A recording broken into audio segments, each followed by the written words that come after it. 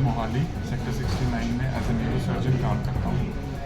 आज हमारा यहाँ गैदर होने का पर्पस है to celebrate world brain tumour day, जो 8 जून को मनाया जाता है।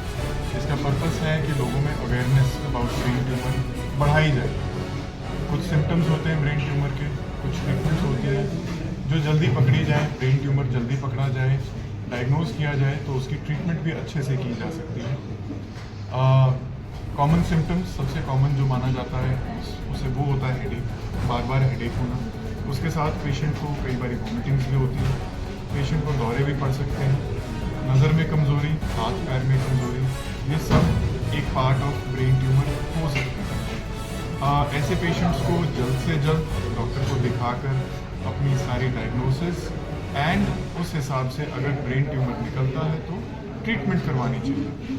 हमारे पास जो ब्रेन ट्यूमर की ट्रीटमेंट फैसिलिटीज़ अवेलेबल है, इंक्लूडिंग सर्जरी तो मैं कर ही रहा हूँ, बट सर्जरी में भी लॉट्स ऑफ न्यू एडवांस, बहुत नई तरह की टेक्निक्स और सर्जरीज हमारे पास आज की डेट में अवेलेबल है, जिसमें न्यूरो मॉनिटरिंग, जो ड्यूरिंग सर्जरी इंट्रा ऑपरेटिवली हम न्यूरो मॉनिटरिंग कर पाते हैं और प्रिसाइज लोकेशन से ब्रेन ट्यूमर को निकाल पाते हैं बिना नॉर्मल ब्रेन को डैमेज किए।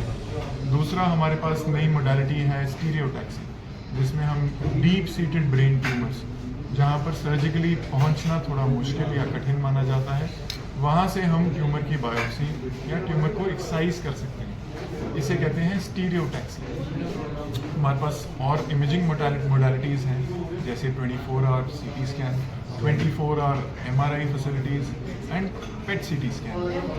कई ब्रेन ट्यूमर्स ऐसे होते हैं जो शरीर के किसी और अंग से ब्रेन में फैले होते हैं, उसमें PET CT स्कैन एक बड़ी हेल्पफुल मोडालिटी है। ऑपरेशन के बाद अगर ब्रेन ट्यूमर हाई ग्रेड माना जाता है तो उसमें हमें रेडियोथेरेपी एंड कीमोथेरेपी ऑपरेशन के बाद काफ़ी हेल्प करती है।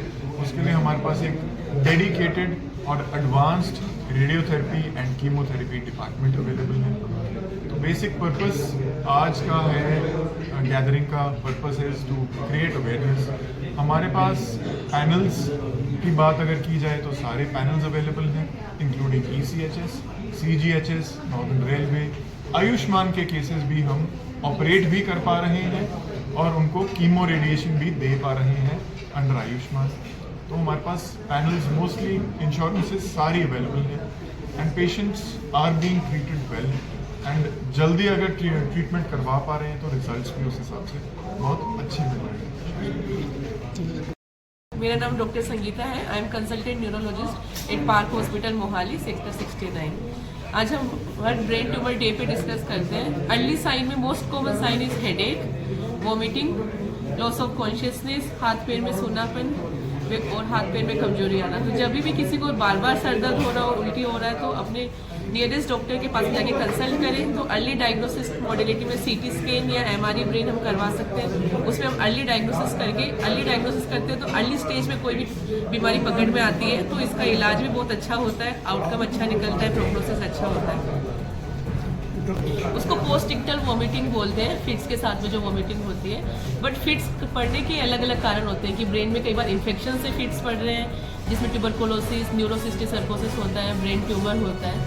तो डिपेंड्स ऑन द इटियोलॉजी कि क्या कारण है फिट्स पड़ने का, उसके ऊपर हम स्टेज बता पाते हैं। और फिट्स का कम्प्लीटली 95% फिट्स मेडिकल ट्रीटमेंट से कंट्रोल आ जाते हैं, 5% में सर्जरी की जरूरत पड़ती है। प्रिकॉशन क्या लेनी चाहिए? जो हम प्रिकॉशंस की बात करें तो इसमें ये न्यूरोसिस्टिक सर्कोसिस में बोलते हैं कि नॉनवेज आउटसाइड जो कच्चा नॉनवेज खाते हैं उससे भी न्यूरो ब्रेन में इन्फेक्शन का रिस्क होता है। तो अच्छी डाइट लेनी चाहिए, अच्छा हाइजीन मेंटेन करना चाहिए।